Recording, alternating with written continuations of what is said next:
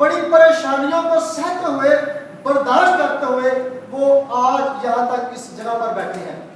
क्या ये बात सच है? बेशक, बेशक ये बात ऐसी है। तो फिर कहां गए वो सारे रिश्ते, कहां गए वो सारे नाते? आज हम खुदा के पाक और मुतबर पाक कलाम में से एक ऐसे रिश्ते के बारे में सीखेंगे, एक ऐसे रिश्ते के बारे में जानने की कोशिश करेंगे कि अगर हम इस रिश्ते को निभाना सीख ले, अगर हम इस रिश्ते को अपनी जिंदगी में अवलियत दे दें, अगर हम इस रिश्ते के साथ मुस्तकिल मिजाजी के साथ और अपने दिल की सच्चाई के साथ चलना शुरू कर दे, अगर इस रिश्ते को खुश करना शुरू कर दे, तो मेरे अजीजों, इस दुनिया में रहते हुए गोद से लेकर गोद तक, मां की गोद से लेकर मट्टी की कब्र तक, हालात चाहे कैसे ही क्यों ना जाए, मुश्किलात का पहाड़ चाहे कितना ही बड़ा क्यों ना हो, परेशानियों के समंदर चाहे कितना ही गहरा क्यों ना हो, यह रिश्ता ऐसा रिश्ता है कि हर सूरत में, हर हाल में अपने रिश्ते को बचाने के लिए, अपने रिश्ते को छुड़ाने के लिए और अपने रिश्ते को निभाने के लिए उस मुश्किल के पहाड़ पर और उस परेशानी के समंदर में आ जाता है और अपने भाई को, अपनी बहन को, अपने तालिब को, अपने हाजतमंद को और अपने रिश्तेदार को बचा लेता है। आमीन। और ये रिश्ता है खुदावंद यीशु मसीह का रिश्ता। ये रिश्ता है मुनज्जिए कायनात के साथ वफा का रिश्ता। ये रिश्ता है आलिमे दो जहान के साथ मोहब्बत का रिश्ता। ये रिश्ता है ईमानदार का खुदावंद यीशु मसीह के साथ ईमानदारी का रिश्ता। ये जो हवाला मैंने आपकी खिदमत में पढ़ा है, ये बुजुर्ग पतरस रसूल का कौल है। खुदावंद यीशु मसीह ने जब खिदमत का आगाज किया तो 12 मर्दों को, 12 लोगों को खुदावंद यीशु मसीह ने शागिर्द होने के लिए मखसूस किया, जो बाद में रसूल कहलाए। खुदावंद यीशु मसीह के आसमान पर सऊद फरमाने के बाद तकरीबन 65 या 66 साल बाद बुजुर्ग पतरस रसूल ये 2 खत तहरीर करते हैं। जब पहली दफा बुजुर्ग पतरस रसूल की खुदावंद यीशु मसीह के साथ मुलाकात होती है, तो उस मुलाकात का जिक्र बुजुर्ग लूका की इंजील उसके 5वें बाब में दर्ज है। गन्नेसरत की झील पर बुजुर्ग पतरस अपने रिश्तेदारों के साथ कश्ती से उतरकर जाल धो रहे हैं और खुदावंद यीशु मसीह बहुत सारी भीड़ को कलाम सुनाने के लिए बुजुर्ग पतरस की कश्ती को इस्तेमाल करते हैं। और बुजुर्ग पतरस बड़े अदब के साथ, बड़ी इज्जत के साथ मालिक को कश्ती पेश करके दोबारा फिर जाल धोने में मसरूफ हो जाते हैं।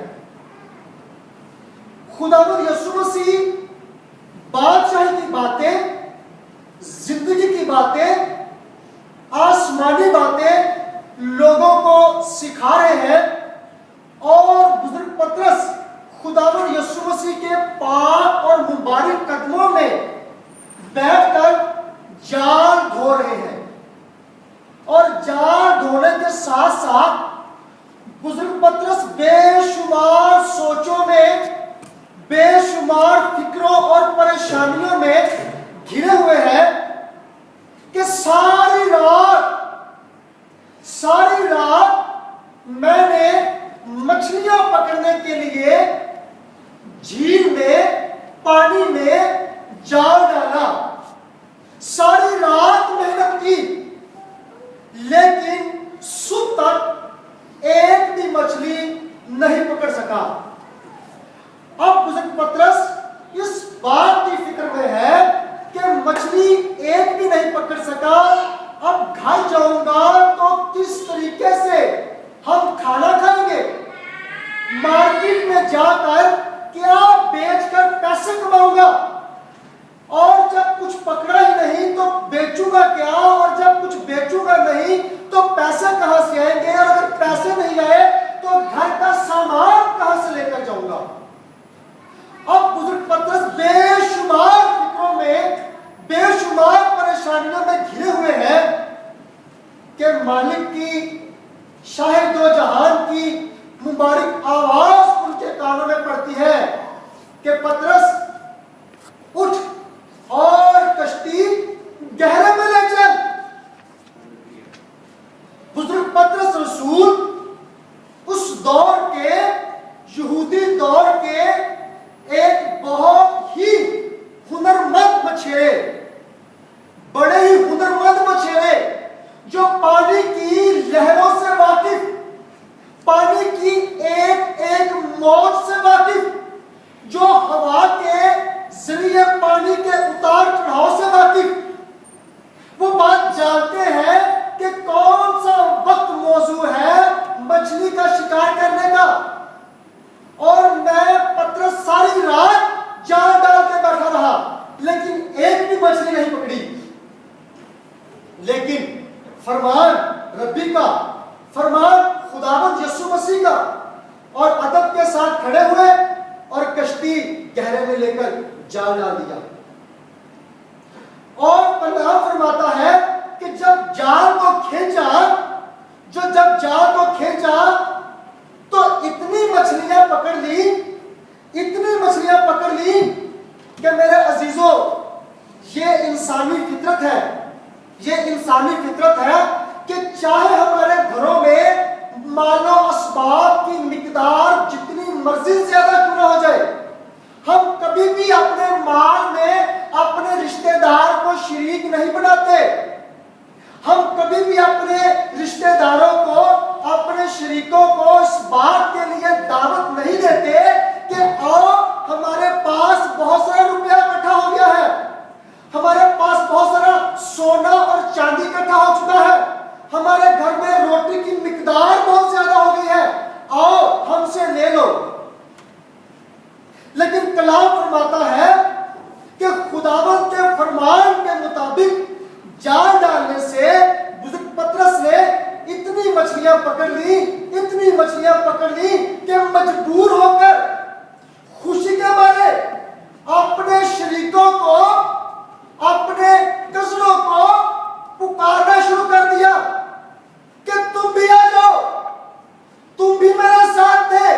सारी रात अगर मैंने कोई मछली नहीं पकड़ी तो तुमने भी नहीं पकड़ी, आ जाओ। मछलियों की तादाद इतनी ज्यादा है, मछलियों की तादाद इतनी बढ़ गई है कि मेरी कश्ती में इतनी जगह नहीं, मेरी कश्ती में इतनी जगह नहीं कि मैं खाने का सामान, मछलियां, पैसा इकट्ठा करने का सामान इसमें रख सकूं। आओ तुम भी अपनी अपनी कश्तियां भर दो।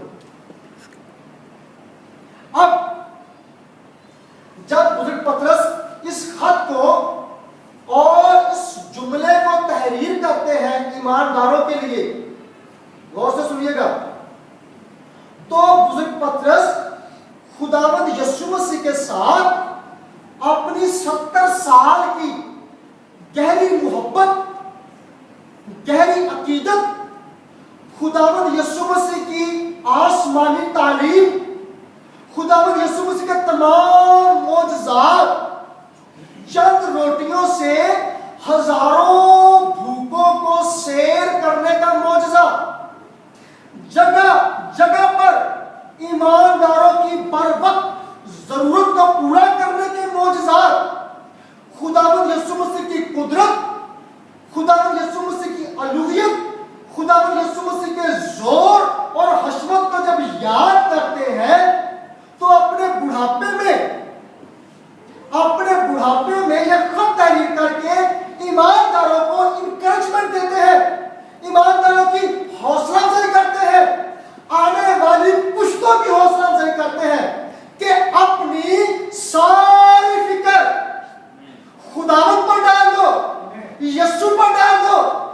मसीहा पर डाल दो।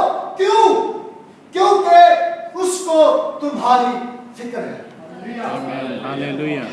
बुजुर्ग पतरस अपनी शख्सी गवाहियों की बिना पर, अपने तजुर्बात, अपने मुस्तनद तजुर्बात की बुनियाद पर इस खत को तहरीर फरमाते हैं। और उस वक्त यहूदी कौम से और आज कलीसिया संतोल से, भाई लूकस की कलीसिया से, उन बहुत सारे बहनों और भाइयों से, उन बहुत सारे खानदानों से जो किसी न किसी मुश्किल की वजह से, किसी न किसी परेशानी की वजह से हालात के थपेड़ों में बहकर इस मुल्क में आकर बसे हुए हैं। आज की तारीख में, आज शाम खुदा का कलाम हम में से हर एक के साथ इस तौर से मुखातिब है कि ऐ मेरे भाई, ऐ मेरी बहन, ऐ मेरे बेटे, ऐ मेरी बेटी, तू जो यहां पर बैठा हुआ है,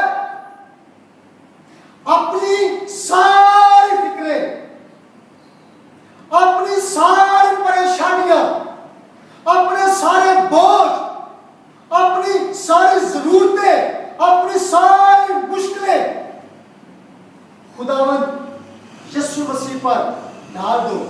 क्यों? क्योंकि खुदावंद यीशु मसीह को तुम्हारी फिक्र है। आमीन। मेरे हालेलुया। चीजों, इस इक्तबास की मजीद वजाहत के लिए मैं दो हवाला जात आपकी खिदमत में पेश करूंगा। ज़बूर 34 और उसकी 10वीं आयत मुबारका पर हम गौर करेंगे। पुराना अहदनामा सफा नंबर 546, ज़बूर 34 और उसकी 10वीं आयत।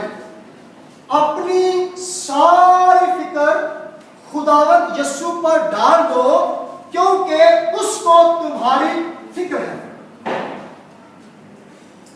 9वीं और 10वीं आयत मुबारका की मैं तलावत आपकी खिदमत में पेश करूंगा। बुजुर्ग दाऊद फरमाते हैं, खुदावंद से डरो, किसी इंसान से डरने की जरूरत नहीं, किसी बादशाह से डरने की जरूरत नहीं, किसी कल्चर, किसी सकाफत की रौ में बहने की जरूरत नहीं, बल्कि बुजुर्ग दाऊद तंबीह करते हैं, नसीहत फरमाते हैं कि खुदावंद से डरो, ऐ उसके मुकद्दसों,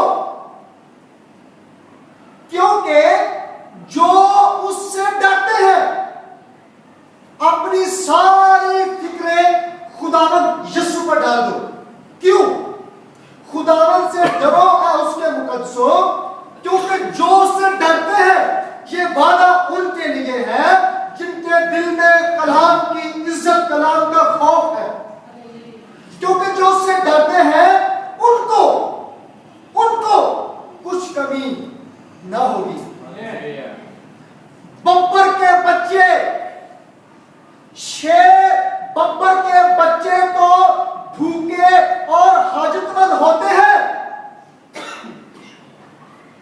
पर खुदावंद के तालिब, खुदावंद की पाक आवाज के तालिब, खुदावंद के खौफ के तालिब, खुदावंद की फरमाबरदारी के तालिब, खुदावंद के हुक्मों के आगे सरों को झुकाने वाले लोग, पर खुदावंद के तालिब किसी नेमत के मोहताज न होंगे। आमीन। हालेलुया। आमीन। हालेलुया।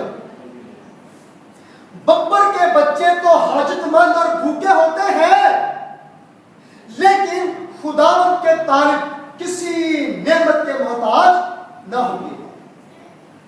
यह ज़बूर